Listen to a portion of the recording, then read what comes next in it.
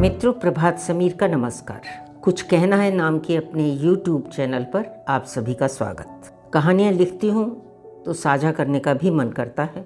आपकी प्रतिक्रियाएं मेरी उपलब्धियों के खाते में जाती हैं। इससे पहले जो कहानी जिसका शीर्षक था क्या यह सच नहीं, जो मैंने रिकॉर्ड की थी, उसके लिए मुझे बहुत से फ़ोन कॉल्स मिले।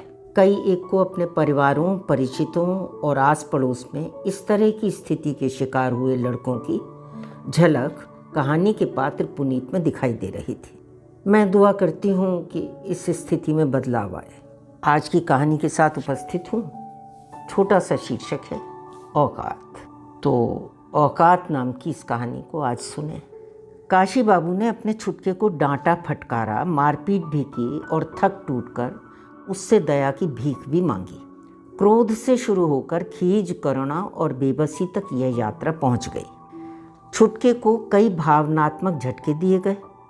अपनी जाति की एक से एक सुंदर कन्याओं में से किसी को भी दुल्हन बनाकर ले आने के वायदे किए गए, लेकिन छुटका टस से मस नहीं हुआ। वह भी जानता था कि जैसे कद, पद, आकार और आकृति का वह है, उसके हिसाब से अपनी जाति में किसी अप्सरा सी दुल्हन और कुबेर जैसे ससुर का मिलना कोरी कल्पना और झूठी दिलासा है।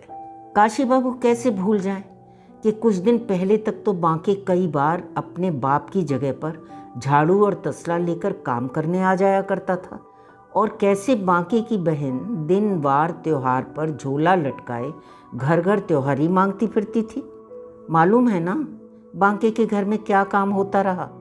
आज भी उनके शरीर से मैले की दुर्गंध आती है। ढोया होगा मैला और कूड़ा, उनकी देह से चिपक गया क्या? शादी करेंगे तो हम बांके की बहन से ही करेंगे। छुटके ने मुंह क्या खोला, एक एक शब्द बारूदी गोले सा दाग दिया। छुटका काशी बाबू के घर का दुर्लभ नगीना था। बेटा पाने की उम्मीद में एक के बाद एक 5 बेटियों की लाइन लग गई थी।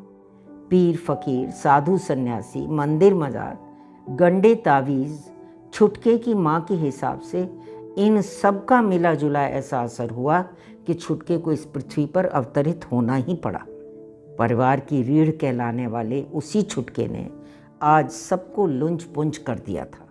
कल की सी बात लगती है जब बांके छुटके की ही क्लास में आकर बैठने लगा था और हर काम में अव्वल रहने को उसने मानो अपना शौक ही बना लिया।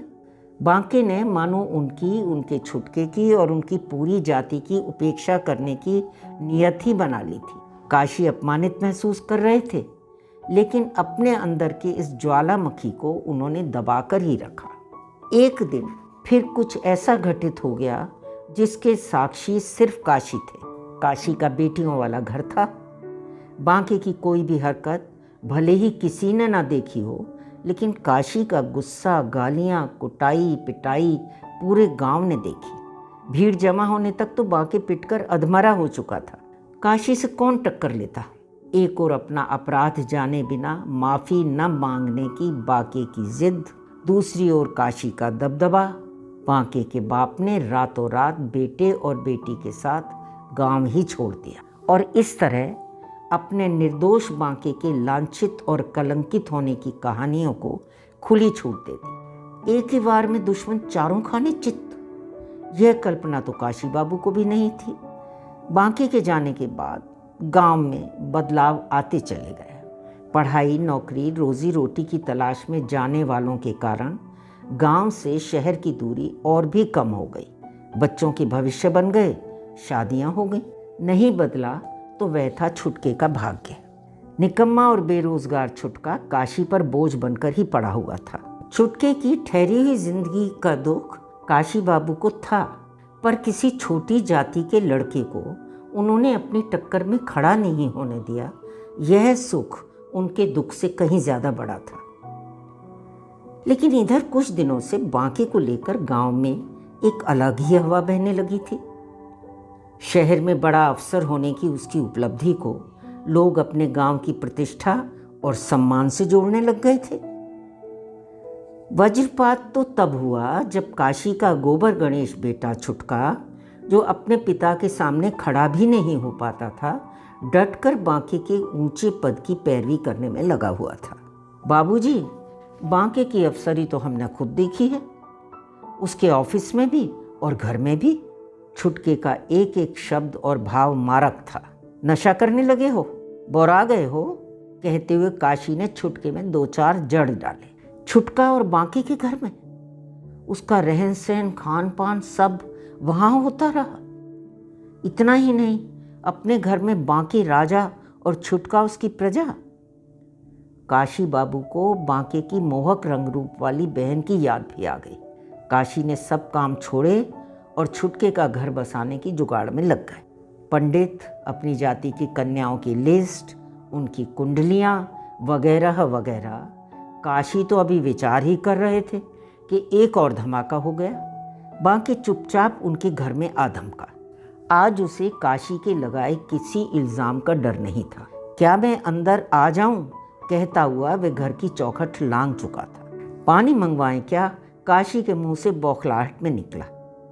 बांके ने अपनी बोतल निकाली, पानी गटका और कहा, यहाँ का पानी, हम तो बीमार ही पड़ जाएंगे। छुटके की नज़र बांके की चमचमाती डिज़ाइनदार बोतल पर गड़ी हुई थी। काशी बाबू की बेरंग जर्जर सी कुर्सी पर बैठा हुआ बांके बहुत तकलीफ महसूस कर रहा था। आज पहली बार आपकी बैठक देखी है। लगता है दादा परदादा के टाइम से आज तक कुछ भी नहीं बदला है। कहते हुए उसे याद आया कि कभी काशी के घर के दरवाजे से सटकर खड़े होने की इजाज़त भी उसे नहीं थी। आपके सामान के सामने ये सब कहाँ ठहरता है? छुटका अभिभूत था। वो सब तो विदेशी सामान है भैया। विदेशी कंपनी, ऑफिस, बंगला, पैसा, कार, शहर में मान सम्मान, जो कुछ काशी ने गांव के लोगों से टुकड़ों टुकड़ों में सुना था, उस सबको बांके ने एक सांस में एक ही बार में उगल डाला। और फिर सन्नाटा। काशी भी सन्न। हमने तो छुटके के लिए भी बहुत कुछ सोच के रखा है। कहें तो आपको भी कहना कहलवाना क्या, हम तो अपनी ज़िंदगी की बागडोर आपके हाथों में सौंप ही चुके हैं। छुटका नहीं चाहता था कि काशी मुंह खोले। काशी आप शब्द पर तिल मिला उठे। गांव में अबे तबे की बोली सुनकर बड़े हुए बांके के लिए इतना आदर भाव। छुटके की मंशा तो हमें मालूम है, आप भी तो अपनी इच्छा। बाबूजी हमसे अलग थोड़ी हैं, जो हमारी इच्छा सो बाबूजी की इच्छा। छुटके ने बांके के अधूरे वाक्य को लपक लिया था। उसे डर था कि काशी जरा भी जलीकटी सुनाएंगे तो नुकसान उस अकेले का ही होगा। मतलब कि छुटके आपका भी आशीर्वाद ले चुके हैं। बांके ने अपने बैग से मिठाई मेवा निकाला, काशी के सामने रख दिया। बाबूजी, ये आपके लिए शगुन का नारियल और लिफाफा छुटके तो हमसे ले ही चुके हैं। बालिग है, अपने फैसले खुद कर सकते हैं। बांके ने काशी को देखा। उनकी स्तब्धता के नीचे छिपे ज्वार भाटा को वह महसूस कर पा रहा था। हमारी बहन साक्षात लक्ष्मी है, सारी दरिद्रता दूर कर देगी। बांके ने काशी का हाथ अपने सिर पर रखकर खुद ही आशीर्वाद ले लिया और वहां से निकल लेने में ही भलाई समझी। काशी के घर में अपनी बहन ब्याने का बांके का अरमान, हठी छुटके का अड़ियलपन तो था ही, अब तो लगभग गांव भी बांके की मेहरबानियों के तले दबा हुआ था। जिसे ज़रूरत पड़ती वह बांके के पास मदद को दौड़ा जाता। काशी विवश थे, निरुपाय थे। बड़ी यातनाप्रद स्थिति थी। जाति, धर्म, ऊंच नीच, छोटे बड़े के बनाए गए नियमों और उनके प्रति काशी की प्रतिबद्धता पर उनका ही नालायक और मतिभ्रष्ट बेटा भारी पड़ गया था। कैसे भी अपनी साख और सम्मान को बचाए रखने की ज़रूरत थी। शिकंजा ज़्यादा कसा तो कहीं छुटका बिलबिलाकर पूरी तरह बांके के पाले में ही जाकर न बैठ जाए। काशी ने झंझावाती निर्णय ले डाला। घर में रोना धोना, लानत मलामत पर पूरी रोक लगा दी। हम कुछ लेकर ही तो आ रहे हैं, अपना कुछ गंवा तो नहीं रहे, कहकर काशी ने पत्नी को एक नई दिशा की ओर मोड़ दिया। हाँ, अब तो बांके की बहन हमारे घर आंगन में घूमेगी। जली फूकी छुटके की माँ का गुस्सा 7वें आसमान पर था। घर में तो चूहे बिल्ली भी घूमा करते, रोक लेती हो क्या? काशी ने कुतर्क का सहारा लिया। और जात बिरादरी में हमारी नाक? छड़ी उठाकर बाहर जाते हुए काशी को पत्नी की यह बात सुनाई दी। बिरादरी में क्या, पूरे गांव में। पूरे गांव में नहीं, आसपास के गांवों में भी हमारी नाक ऐसी ही बनी रहेगी, कहते हुए काशी निकल लिए। काशी का सुबह का टहलना अब उस ओर होने लगा जिस ओर जाना आज तक उनके लिए निषिद्ध था। बांके का खाली पड़ा कच्चा घर भी उसी ओर ही था। अब वहां के उपेक्षित जीवन को देखकर उनकी आंखें डबडबाने लगी। वह मुक्त मन से स्वीकार करने लग गए कि समता, न्याय और बंधुत्व के ईश्वर के संदेश को अपनाने में उन्होंने बहुत देर कर दी। बांके को माफ़ी दे देने और उसके निर्दोष पिता से मिलने की बेचैनी उनके शब्दों पर थिरकने लगी। गांव के लोगों के अविश्वास को अपने प्रति विश्वास में बदलने में उन्हें समय लगा, मेहनत लगी, भरपूर पैसा भी लगा, लेकिन उनकी मनचाही छवि की रूपरेखा तैयार हो गई। वह दिन धमाकेदार रहा जब बांके की बहन से अपने छुटके के विवाह की घोषणा उन्होंने सबके सामने कर दी। बांके ने काशी बाबू का चित्र अखबार में देखा।